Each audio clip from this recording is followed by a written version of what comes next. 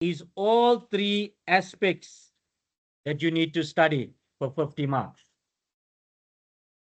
And you need to know everything that's there in order to accumulate as much of that 50 marks that you need to get. I'll tell you which parts you will leave out at some point. I'll get to that part, but don't stress too much. So first thing that we're going to do on page number 10, I have to warn you that with this chapter, unfortunately, there's a lot of definitions.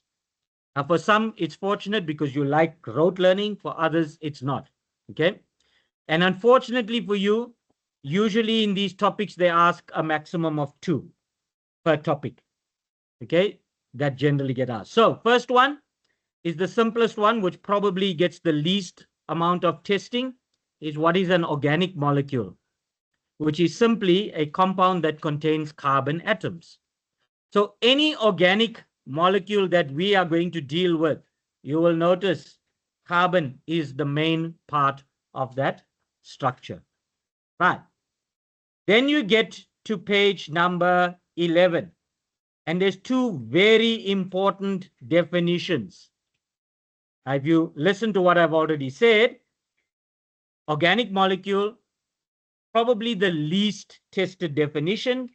These 2 probably on the high list. Okay. And we'll get to those 2 shortly. First, before we get to those 2, let's talk about this carbon atom and everything that we ought to know about carbon since grade 8 up until grade 11. Right? More grade 10 and 11, but let's see.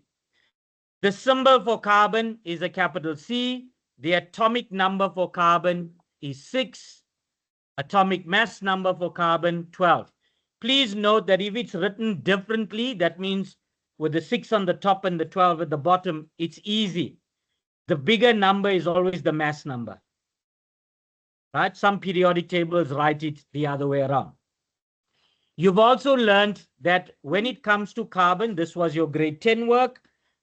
If you were to do the electron configuration for carbon, you would take these 6 electrons and distribute it through the various energy levels and orbitals. 2 electrons would be based in the first energy level, and a total of 4 electrons in the second energy level, distributed 2 in the s orbital and 2 in the p orbital. You remember that? You then went on to draw the Aufbau diagram for the carbon atom, and you transferred that electron configuration into a diagram like this, using what we then call Pauli's exclusion principle. Okay, if all of this don't make sense, please don't fret. If you were in a coma during those 2 years, please don't stress, right? We will fix it. Hopefully you're still not in a coma now. Right. Now we are going to talk about carbon in terms of the electron distribution. You also were tasked with drawing the Lewis diagram. So you represented carbon according to its valence electrons. I'm using many terms here. FYI, don't rule out the possibility that any of those terms can also be examined.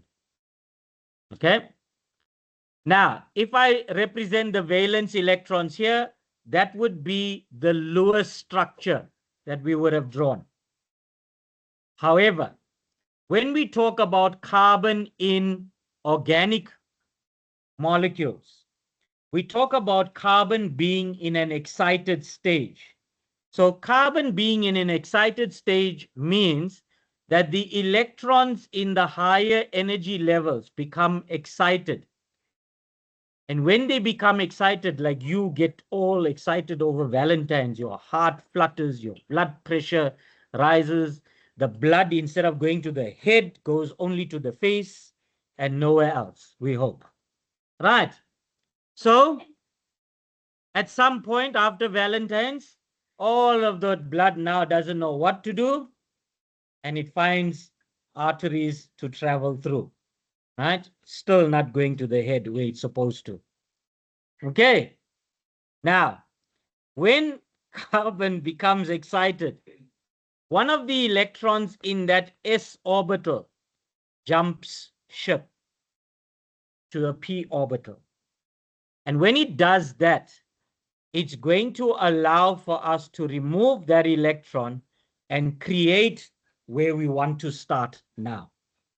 So all of that I've just mentioned is past history. What you ought to know to where we want you to be. Where we want you to be is here.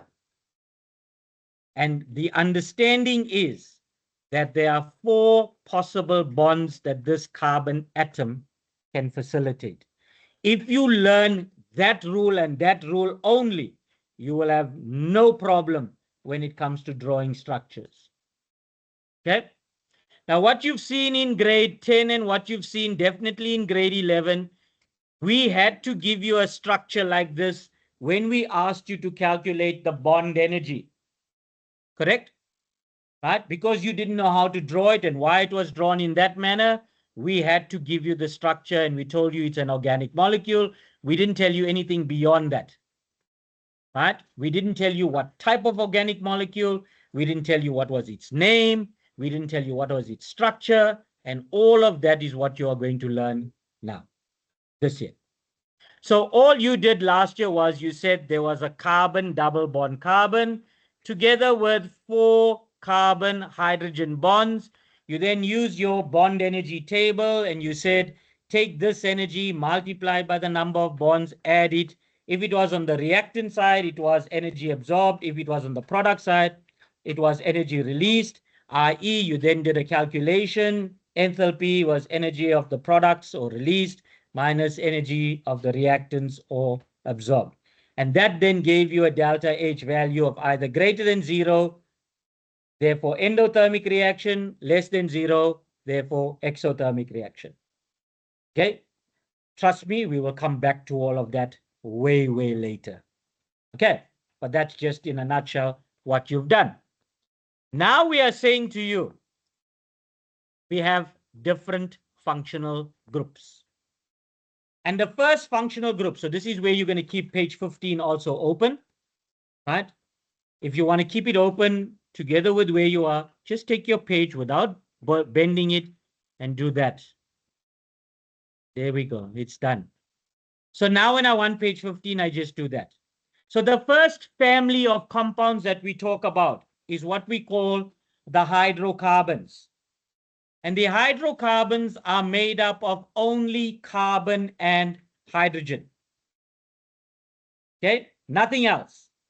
So the first 3 homologous series, so this is where I go back to page 11.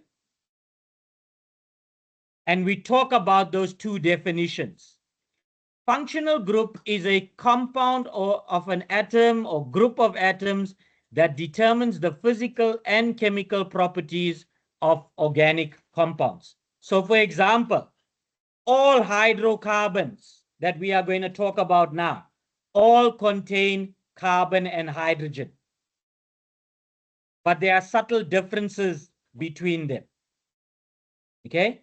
Which then takes us to the second definition, which is called a homologous series.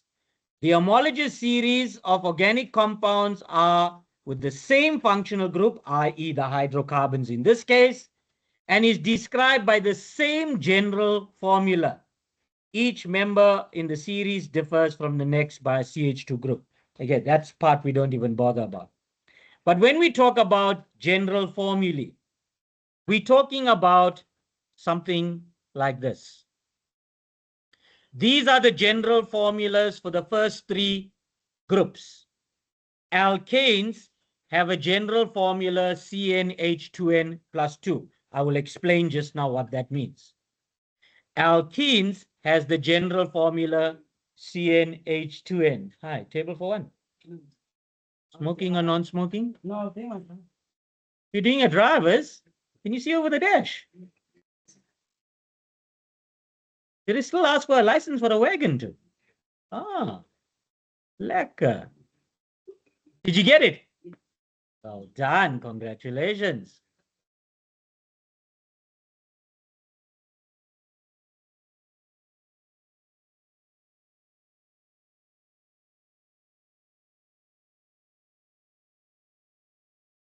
So the day, and I'm recording it, the day you get your license is the day you learn to drive rubbish.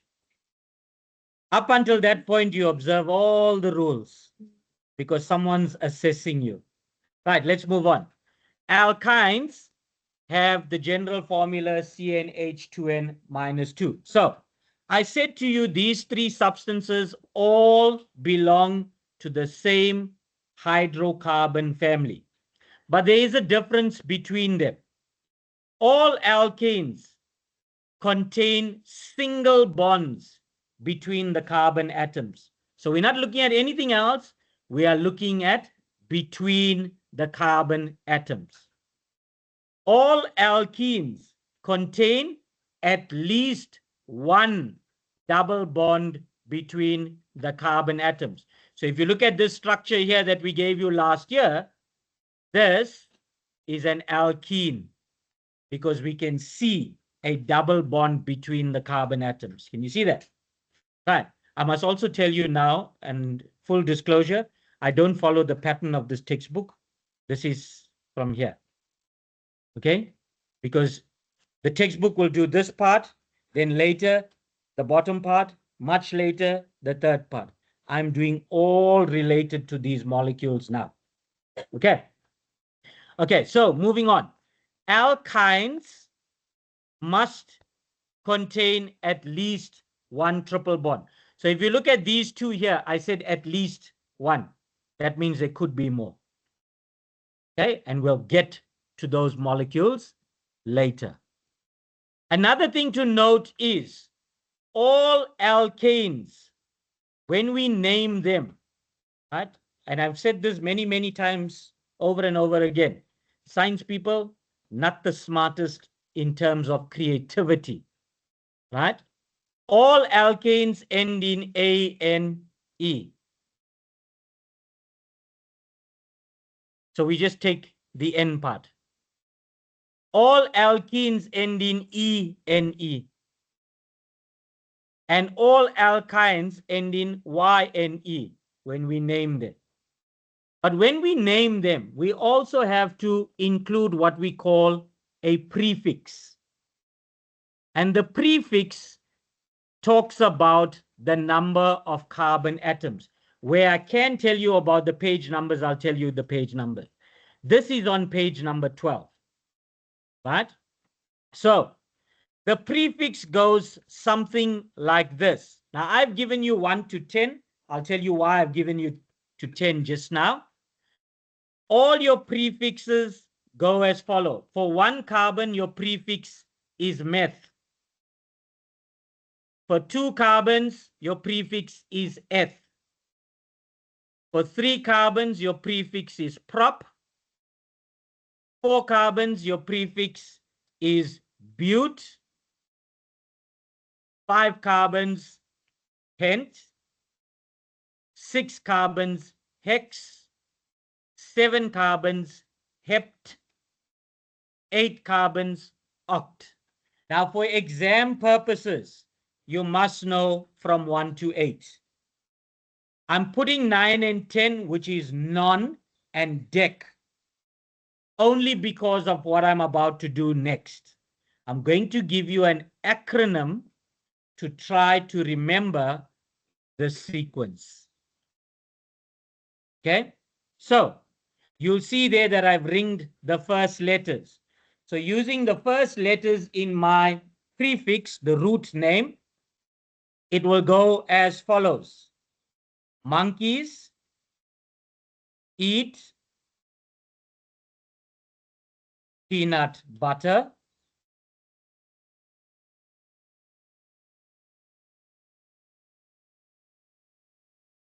People have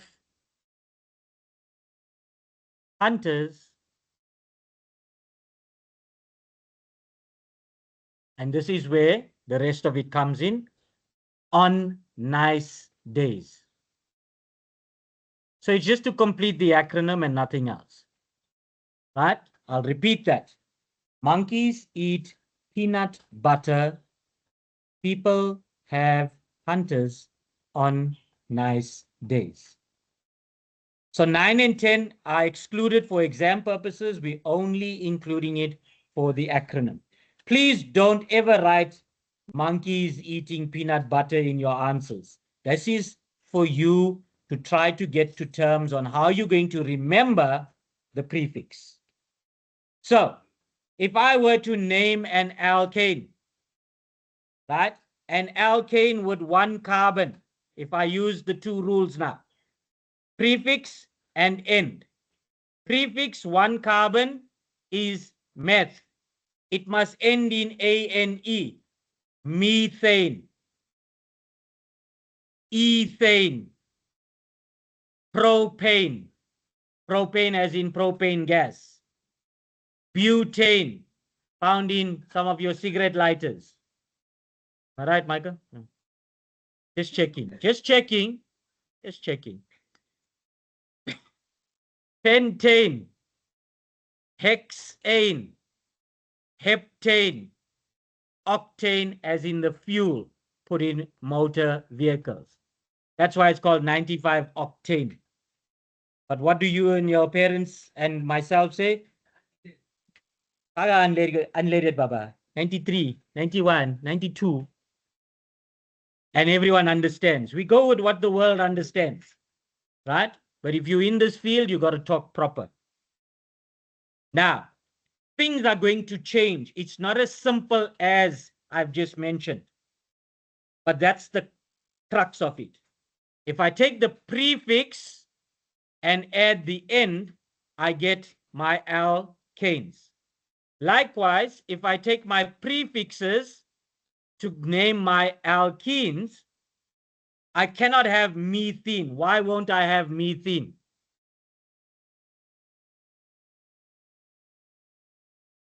What does it say there? What does it say here? A double bond must exist between carbons. How many carbons are there in meth? So where am I sharing a double bond with? Not another carbon. You understand? So you can't have methane. Can you have ethene? Absolutely. There's ethene. From the next one, it is not so straightforward. And I'm going to stop it there. Suffice to say that if we were to name them without other rules, I would say propene, butene, pentene, hexene, heptene, octene. But I can't, because there are other rules that must be brought in to those naming. In the same breath, all alkynes end in Y and E, and their prefix is based on the number of carbons. Can I have methane? No. Can I have ethine? Yes, I can. Isn't it? Because as long as there's a triple bond between carbons, I can have two carbon atoms. Now, let's go into the alkanes. So, first thing that we're going to learn about is what we call the molecular formula.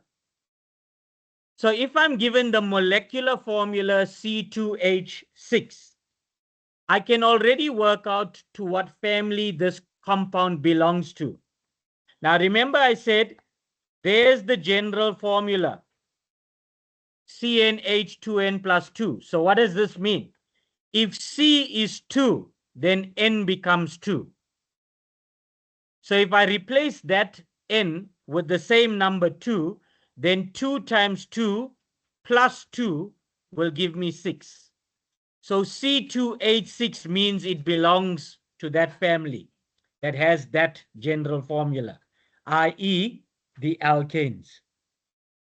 So when I'm drawing my structure, what do I need to consider? First thing I consider is that there's 2 carbons and both those carbons contain a single bond between them. Then I follow the rule as what I initially told you. Every carbon must facilitate 4 bonds. The one thing that I forgot to tell you is, remember from Lewis structure, you also learned Cooper notation. And Cooper notation resembles every 2 electrons is represented by a single dash. You remember that, eh? Right? So when we draw these structures, we are essentially drawing Cooper notation. So there's a hydrogen, a hydrogen, a hydrogen, 4, 5, 6. This carbon atom has got 1, 2, 3, 4 bonds.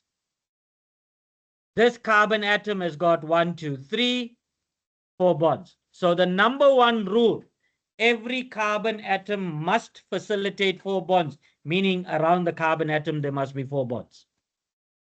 If I go back to what you were given last year, this carbon atom has got 1, 2, 3, 4 bonds. 1, 2, 3, 4 bonds for that carbon atom.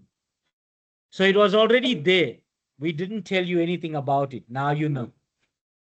Right? Why? Because we're dealing with this excited carbon that has the opportunity to create 4 bonds. So if you were given this formula, we call that the molecular formula. In chemistry, what you've done before, and you have done molecular formula, but you've done a two-part thing where you calculated the empirical formula and then calculated the molecular formula. So the molecular formula just tells me how many carbons, how many hydrogens. But that's not the simplest ratio of atoms, because you know, if I can divide by a common factor, I'll get the empirical formula. The empirical formula is not the structure that we will draw. We will always draw for the molecular formula. FYI though, in an exam, they will ask you what is the empirical formula of this substance. Okay. When you get this question, it will either say write or draw. Write or draw means the same thing. They usually tell you write, they won't say draw. Right? But you know, you must draw the structure. If you leave out any one of these hydrogens, you will forfeit your mark, because there are other atoms that could replace that hydrogen as well. We call this the structural formula of the compound. So there's 2 formulae that you'll learn already: molecular formula and structural formula. Molecular formula is what you call the chemical formula. Structural formula is what you are going to draw. Now you must be careful. There's more to come. There's what we call condensed as well, right? And what we call the skeleton, but we hardly ever use the skeleton. Right? We mainly use molecular, structural. If the question says using structural formula, write out a balanced equation, you can't write out a balanced equation using that anymore. You have to draw these structures, and you're going to see that when we come to esters, mainly. Okay, we're good? Right. This next structure here contains 4 carbon atoms. So if I were to give the name of this structure, this is how I would approach it. Number 1, I look at the type of bond that exists between the carbon atoms. They are all single bonds. So I already know this carbon atom molecule, belongs to the alkane family. Okay. Number 2, it contains 4 carbons. The prefix for that name must be but. Monkeys eat peanut butter, but. Right? So if I put the prefix and the suffix, if you want to call it that, butane. Butane would be the name of this structure. What is its molecular formula? Without sitting and counting 1, 2, 3, 4, 5, 6, 7, 8, 9, 10. Because what happens when you get an 8 structure? You're going to sit and count. No. Apply the general formula.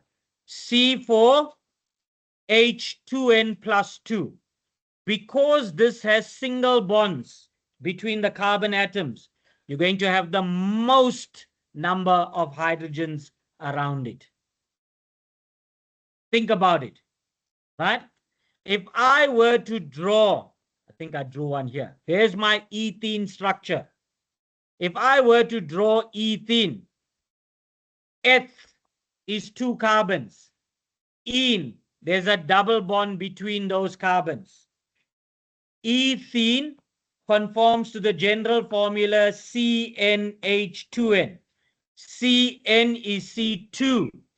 H2n, 2 times 2 is 4. Now, if you were to draw, because someone asked this question, so I'm just going to, I think I did it there already. If you were to draw the structure looking like this, for now, we'll accept it. For now. I know you haven't done much of VSEPR, but I'm saying to you that if you're drawing an ene structure and you're representing your hydrogens on the first or the last, we'll talk about that later, then please draw it angular and not horizontal and vertical. Having said that, I'm saying to you, if you were to draw it like that in an exam, they will mark it right because that's not of concern. This is of concern.